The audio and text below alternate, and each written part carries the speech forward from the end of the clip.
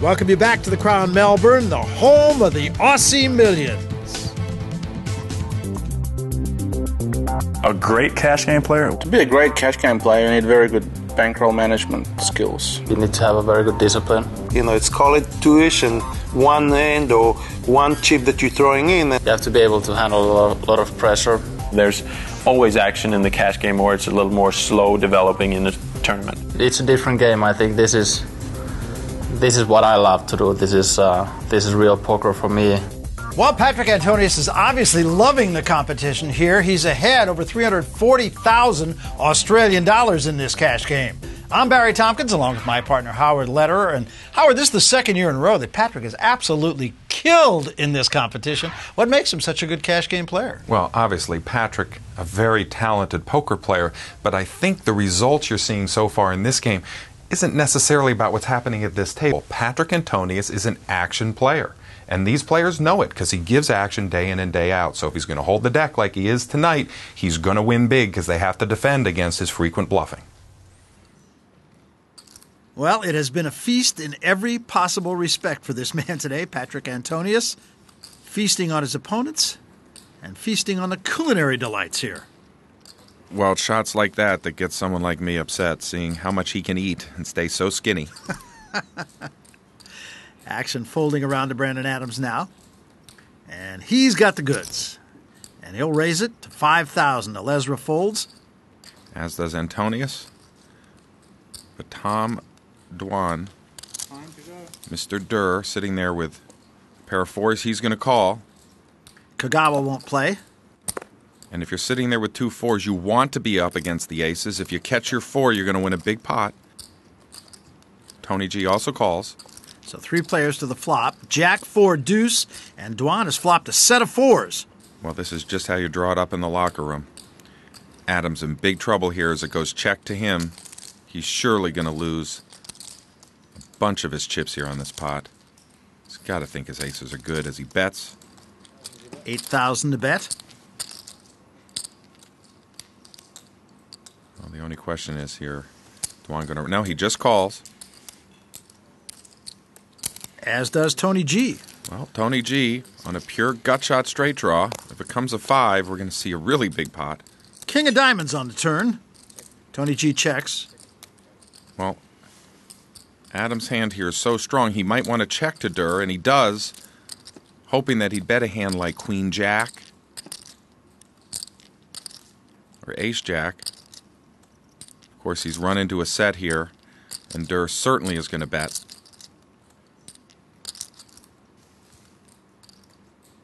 And Adams very well might check raise himself all in here. This could get ugly. 22,700 the bet from Durr. Well, I think Tony G is going to have to finally give it up. The big question will be, what is Brandon Adams going to do? So Tony G does fold. Now Adams with a decision to make.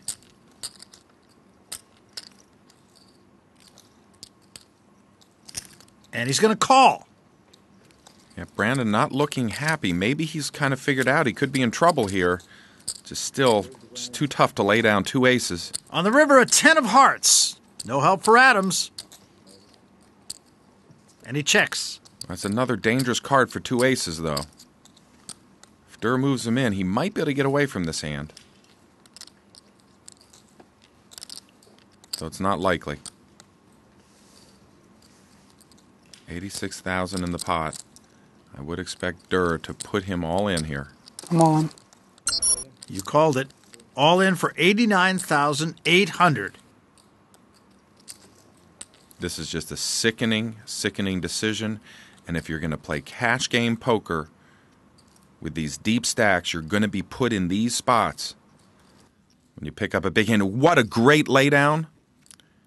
Got to hand it to Brandon Adams. He had the courage of his convictions, and he laid it down. It was nitty. Huh? It was nitty. I had quads. You had quads? Yeah.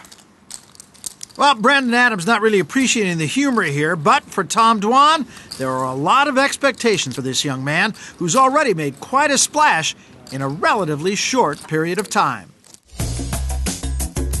I'm Tom Dwan. I turned 21 July 30th. Online, I'm known as Durr. I didn't put put tons of thought into the name Durr, but I wanted something that would annoy my opponents if they lost to me, and I figured Durr was one of the dumber sounding names and also sounded amusing, so I just used that. I know he has an amazing amount of talent. Tough young player, aggressive, can do a little bit of this and a little bit of that. In the old days, people used to scoff at online players, but not anymore. I mean, these guys that learn on the internet have really become some of the toughest players in the world. There's definitely too much hype for these internet players. Yes, they have a lot of experience, and they're great compared to how most of us were when we were their age. But I don't think they're in the same league as a Phil Ivey yet. You know, let me tell you something. I mean, it's one thing to be a good no-limit hold'em player, which there's a lot of players like that, and there's another thing to be a good poker player, and it's a big difference, and I think a lot of these kids don't understand the difference, you know. I mean, they've played 20 years of 8 different games, getting dealt at 60 hands an hour, and I've played mainly one game, getting dealt maybe 800 hands an hour. And I've also talked about it more with friends and stuff, probably. I mean, it sounds cocky to say I have an edge. I wouldn't necessarily say that, whatever, but I feel it's a good spot, a good game to play in. I'm not really trying to prove anything. I'm trying to make money. Well, you got to admire the nerve, Howard. Well, he's got a lot of confidence. He's had a lot of success already in his young career. I would expect that one or two of these young internet players that we're seeing will go on to have Hall of Fame type careers. We just don't know which of those young players it is yet. Masa Kagawa got to bet 4,000 to start things with an ace-10 suited. Now Tony G folds the Jack-10 offsuit. Croc folds, as does Gus Hansen and Brandon Adams. Now Elezer with the 10-6 offsuit. He'll get out of the way.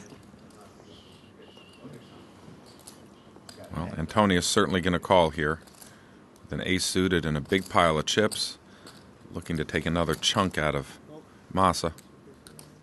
Now Dwan, 9-8. Well, not a very good hand, and a 9-8 is just the kind of hand that gets into big trouble. Those middling hands can catch the wrong end of a straight on a Queen-Jack-10 flop. He is going to call, however, so 3 players to the flop. And here is the flop, King 7-5. Everybody misses. Antonius checks. Yeah, but Dwan has caught a gut shot straight draw to the nuts. This isn't a horrible flop for his hand. He's thinking about it. Check. Now Kagawa. Well, Masa raised before the flop. One might think he would lead out here, even though it's three-handed. Now he checks as well. A little timid. So 3 to the turn, and a queen of clubs. Again, no help to anyone.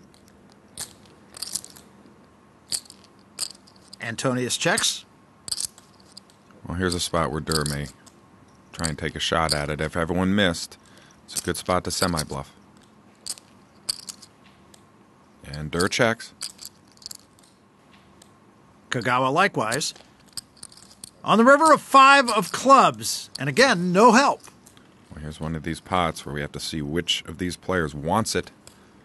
Patrick and Kagawa have the same hand. They would split if it gets checked around. Patrick reaching for chips here. He bets 9,000. So now the onus falls to Durr. Well, he's certainly not going to just call. He's either going to raise or fold here.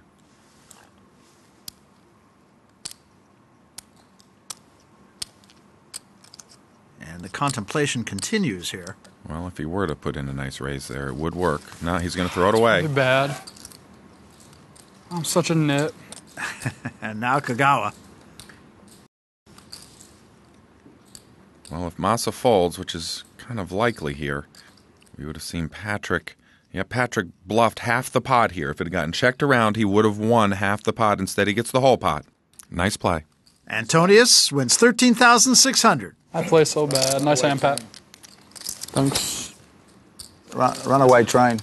Didn't you win some huge pot last year, too? 150,000. He was like the only winner. Him and Masa were the only winners last year. Well, there's a lot for Patrick to smile about. We'll be right back.